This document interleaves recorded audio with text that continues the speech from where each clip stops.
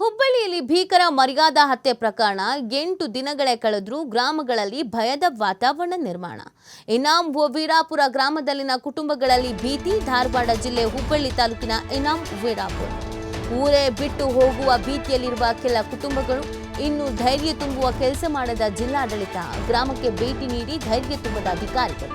ಬಹುತೇಕ ಮೇಲ್ವರ್ಗದವರೇ ಇರುವ ಇನಾಂ ವೀರಾಪುರ 100 ಮನೆಗಳಲ್ಲಿ ದಲಿತರದ್ದು ಕೇವಲ 4 ಮನೆ. ಊರು ಬಿಡುವ ಸ್ಥಿತಿಯಲ್ಲಿದ್ದಾರೆ ಕೆಲವು ಕುಟುಂಬಸ್ಥರು. ಒಂಥರದ ಭಯದ ವಾತಾವರಣ, ಆತಂಕದ ವಾತಾವರಣ ಇದೆಯಂತೆ. ಸೊ ಹಾಗಾಗಿ ಊರೇ ಬಿಟ್ಟು ಹೋಗ್ಬೇಕಾ ಅನ್ನೋ ಪ್ರಶ್ನೆ ಅವರನ್ನು ಕಾಡ್ತಾ ಇದೆ. ಈಗಾಗಲೇ ಅಸಮಾಧಾನ ವ್ಯಕ್ತಪಡಿಸ್ತಾ ಇದ್ರು.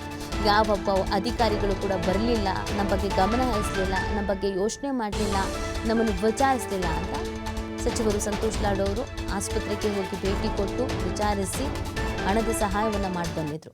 ಆದರೂ ಇಲ್ಲ ಆತಂಕ, ಇನ್ನೂ ಭಯದ ವಾತಾವರಣ.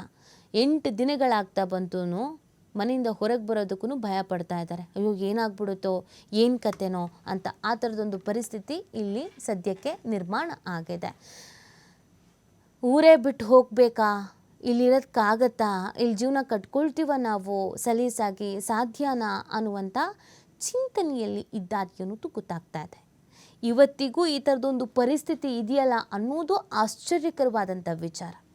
ನಾವೆಲ್ಲೋ ನಿಂತ್ಕೊಂಡು ಹೇಳ್ತೀವಿ, ನಾವೆಲ್ಲ ಒಂದೇ, ನಾವು ಅಭಿವೃದ್ಧಿ ಆಗಿದ್ದೀವಿ, ಸಮಾಜ ಮುನ್ನುಗ್ತಾ ಇದೆ, ಮೊದಲಿನ ಥರ ಎಲ್ಲ ಇಲ್ಲ ಅಂತ. ಬಟ್ ಕೆಲವು ಕಡೆಯಲ್ಲಿ ಇನ್ನೂ ಯಾವ ಥರದ ಪರಿಸ್ಥಿತಿ ಇದೆ ಅನ್ನೋದು ಇಂಥ ಘಟನೆಗಳು ನಡೆದಾಗ್ಲೇ ಗೊತ್ತಾಗೋದು.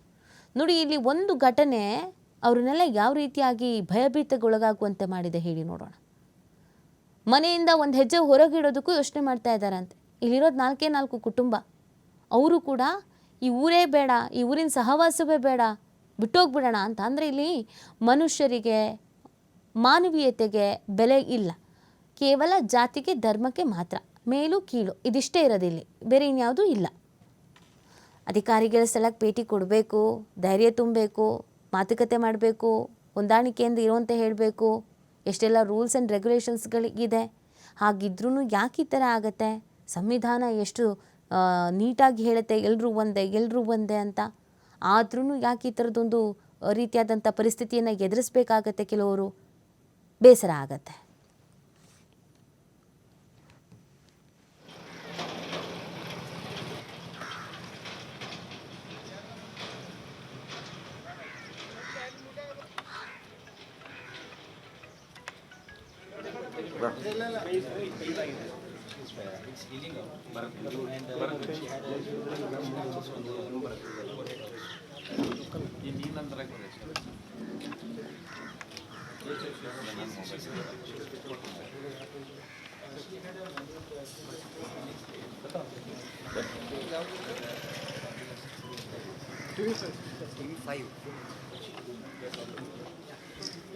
ಡಾಕ್ಟರ್ ಮಾತಾಡ್ತಿದ್ದಾರಾ? ಮನೆಗೆ ಮಾತಾಡ್ತಿದ್ದಾರಾ? ಏನು ಹೇಳ್ತಾರೆ ಡಾಕ್ಟರು? ಎಸ್ ನೋಡಿ, ಇದು ನಿನ್ನೆ ಸಂತೋಷ್ ಲಾಡ್ ಅವರು ಭೇಟಿ ಕೊಟ್ಟು ವಿಚಾರಣೆ ಮಾಡಿದ್ದು. ಹೇಗಿದ್ದೀರಾ, ಏನು ಗೆತ್ತಾ ಅಂತ. ಇವರನ್ನು ಹೊರತುಪಡಿಸಿ ಇನ್ಯಾರೂ ಸ್ಥಳಕ್ಕೆ ಬರಲೇ ಇಲ್ಲ.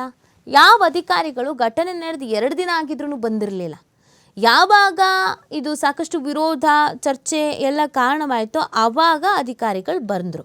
ಆಗಲೂ ಕೂಡ ಕ್ಲಾಸ್ ತೆಗೆದುಕೊಳ್ಳಲಾಗಿತ್ತು. ಈಗ ಯಾಕೆ ಬಂದ್ರಿ, ಇಷ್ಟು ದಿನ ಎಲ್ಲಿ ಹೋಗಿದ್ರಿ, 2 ದಿನ ಬೇಕಾಯ್ತಾ ನೀವು ಬರೋದಕ್ಕೆ? ಮಾನವೀಯತೆ ಅನ್ನೋದಿಲ್ವಾ, ಮನುಷ್ಯತ್ವ ಅನ್ನೋದಿಲ್ವಾ ಅಂತ. ಸೊ ಇದೇ ಈಗ ಭಯ ಹುಟ್ಟಿಸುವಂತಾಗಿದೆ. ಅಧಿಕಾರಿಗಳೇ ನಮ್ಮ ಪರವಾಗಿ ಬರಲಿಲ್ಲ, ನಮ್ಮ ವಿಚಾರದ ಬಗ್ಗೆ ಚರ್ಚೆ ಮಾಡಲಿಲ್ಲ, ನಮಗೊಂದು ಧೈರ್ಯ ಹೇಳೋ ಕೆಲಸ ಮಾಡಲಿಲ್ಲ ಅಂದಮೇಲೆ ನಾವು ಹೆಂಗೆ ಇಲ್ಲಿರೋದು ಅನ್ನೋದು ಅವರ ಪ್ರಶ್ನೆ ಮತ್ತು ಆಲೋಚನೆ. ಅದಕ್ಕೆ ಈ ಊರೇ ಬಿಟ್ಬಿಟ್ಟು ಎಲ್ಲಾದರೂ ದೂರ ಹೊರಟೋಗ್ಬಿಡೋಣ ಅಂತ ಯೋಚಿಸ್ತಾ ಇದ್ದಾರೆ ಅನ್ನೋದು ಗೊತ್ತಾಗ್ತಾ ಇದೆ. ಸೊ ಇದೇ ಕಾರಣಕ್ಕೆ ಹೇಳಿದ್ದು, ಯಾರೆಲ್ಲ ಅಲ್ಲಿ ಸಂಬಂಧಪಟ್ಟಂಥ ಅಧಿಕಾರಿಗಳಿದ್ದೀರೋ ಅವ್ರುಗಳು ಹೋಗಿ ಅವ್ರ ಜೊತೆಗೆ ಮಾತಾಡಬೇಕು, ಧೈರ್ಯ ತುಂಬಬೇಕು. ನಿಮ್ಮ ಜೊತೆಗೆ ನಾವು ಇದ್ದೀವಿ ಅಂತ ಹೇಳೋ ಕೆಲಸನಾದರೂ ಮಾಡಬೇಕು. ಅದನ್ನೂ ಮಾಡ್ತಾ ಇದ್ದರೆ ಕಷ್ಟ ಆಗುತ್ತೆ. ಅಧಿಕಾರಿಗಳಿಗೆ ಏನು ಸಮಸ್ಯೆ ಅರ್ಥ ಆಗ್ತಾ ಇಲ್ಲ. ನಿಮ್ಮ ಕೆಲಸ ನೀವು ಮಾಡಬೇಕು ತಾನೇ.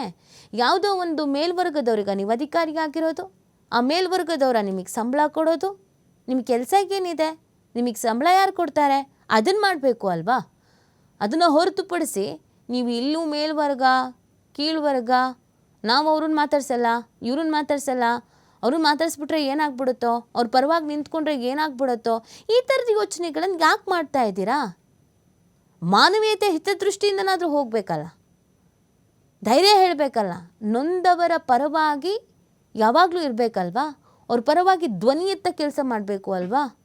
ಅದನ್ನು ಬಿಟ್ಟು ಅವರ ಧ್ವನಿಯನ್ನೇ ಅಡಗಿಸೋ ಕೆಲಸ ಯಾಕೆ? ಇದೊಂದು ಅವಶ್ಯಕತೆ ಇದೆ ಸರ್ಕಾರದ ವತಿಯಿಂದ.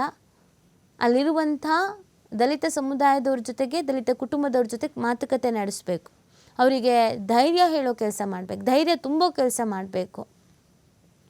ಇನಾಮ್ ವೀರಾಪುರ ಗ್ರಾಮದಲ್ಲಿ ಇರುವಂಥ ಕುಟುಂಬಗಳು ಇದೀಗ ಭೀತಿಯಲ್ಲಿ ಇವೆ. ಧಾರವಾಡ ಜಿಲ್ಲೆ ಹುಬ್ಬಳ್ಳಿ ತಾಲೂಕಿನ ಇನಾಮ್ ವೀರಾಪುರ. ಊರೇ ಬಿಟ್ಟು ಹೋಗ್ಬಿಡ್ತೀವಿ ಅನ್ನುವಂಥ ನಿರ್ಧಾರಕ್ಕೆ ಬಂದ್ಬಿಟ್ಟಿದ್ದಾರಂತೆ ಕುಟುಂಬಸ್ಥರುಗಳು.